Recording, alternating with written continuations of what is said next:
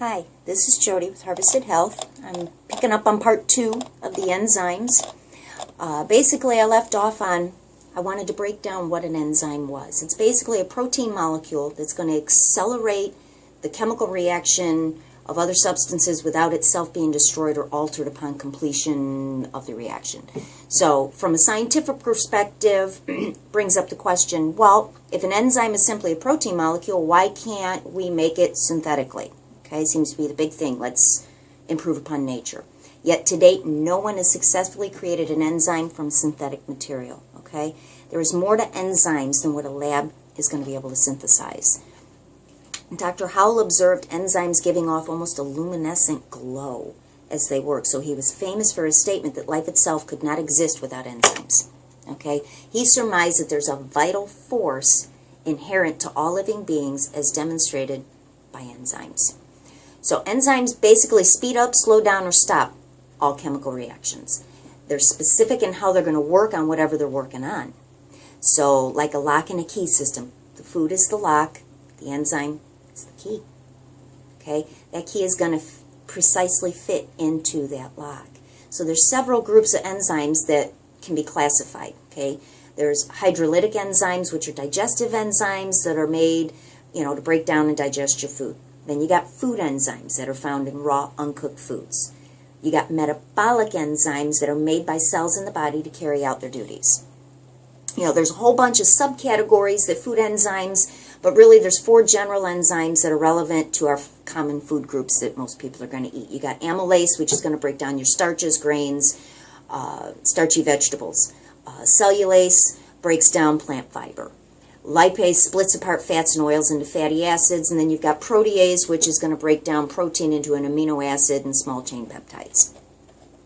So all the enzymes that I just said above are made in the body with the exception of one. That's the cellulase. Cellulase has to come from the plant themselves. All right? It's trapped inside the fiber, and the only way you free it is when you chew it up.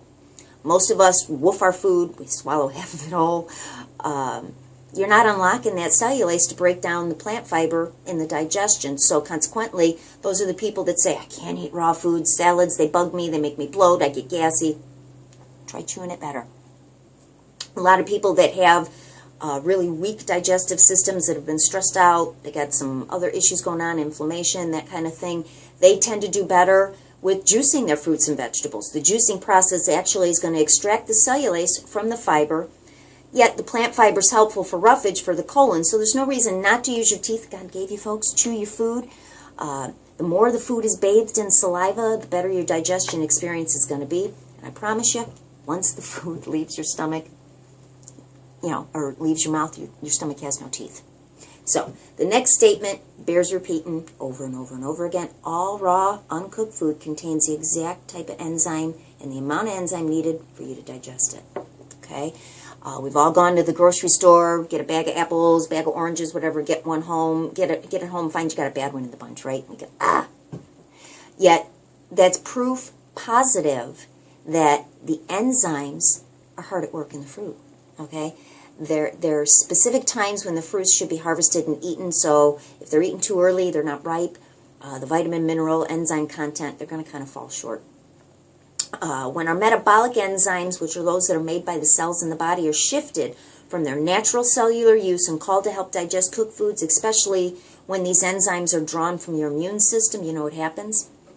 We age faster. And I don't know about any of you, but I certainly don't want to speed that process up any more than necessary, right? So there's some of you who feel sleepy and tired after eating a big meal, big cooked meal, opposed to somebody that just ate, say, a salad or some kind of raw foods. There's more evidence in the benefits of eating enzymes, okay? See how you feel after you're eating what you like to eat, okay? When you fast, let's talk about fasting. Why should we do it? Is it necessary? When you fast, there's an increase of available enzymes in the body due to the break of not having to digest something, okay? So when there's no food, the body has more enzymes that are available to repair and start healing. About 64 types of enzymes are moving through the blood to get rid of waste, preventing plaque buildup. So when your body is shortchanged to these enzymes because your body's calling them and shifting them to break down digested food that's been overcooked, then that's when we start to see some things changing in the body. The arterial plaque starts to build up. The shift of the blood-clearing enzymes that go to the role of digestion leaves the body more open for plaque buildup.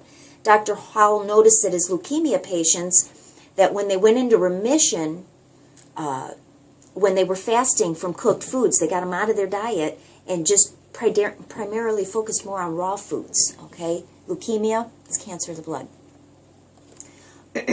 Humans have the lowest level of starch digesting enzyme in their blood, okay, out of any other creature, all right?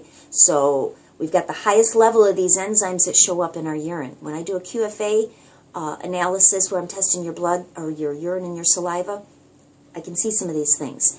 So it's meaning that they're being used up faster, okay?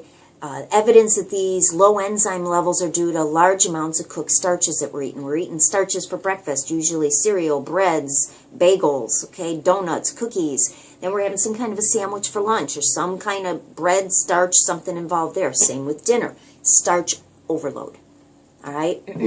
So the decreased enzyme level that's found in a lot of chronic ailments like your allergies, your skin disease, some more serious stuff like diabetes, cancers. Evidence indicates that cooked enzyme missing diets are adding to an over-enlargement of pituitary gland, which regulates other glands. Everything inside us not only has to occupy space together, folks, they got to communicate. They got to play well together, right? So when one function's overworked, overused, or just plain having a bad day, so to speak, it's going to affect all the other function. How can it not? You can't cut and paste and just say, oh, the thyroid does this and the pituitary does that. Everything has to communicate. Food enzymes and the deficiency, I really believe, is contributing to what we're seeing going on in our youth, okay? Looks like our kids are maturing faster. We got growth hormones in the food, and you know, they're aging faster. Their bodies look like it's maturing faster. That's what I'm saying. We're aging faster, right? We're seeing more obesity in our children. They're not as active physically, all right? Adults, same thing. We're doing more sit-down stuff because we're in that electronic age right now. There were some animal experiments done showing that enzyme deficiency diets cause the animal to mature and age faster. Okay, they fatten up faster. They can take it to slaughter quicker. Okay, they're being fed a lot of dead enzyme-lacked food. The animals swell. All right. A lot of farmers use cooked potatoes to fatten up their pigs before they're getting ready to take them, you know, to get them slaughtered. There's a distinct difference in the calories of cooked food versus raw food because of the enzymes. So, you know, when they're present and they allow for complete digestion and usability in the body, whereas when they've been cooked out, there's a lot of residue and unused food elements. We call it food ash, okay, in the body. That's what's being stored inside you. So you cannot get fat on a raw food diet, regardless of how much you consume. The enzyme content makes the difference. Thank you. This is part 2. I'm again Jody Barnett with Harvested Health.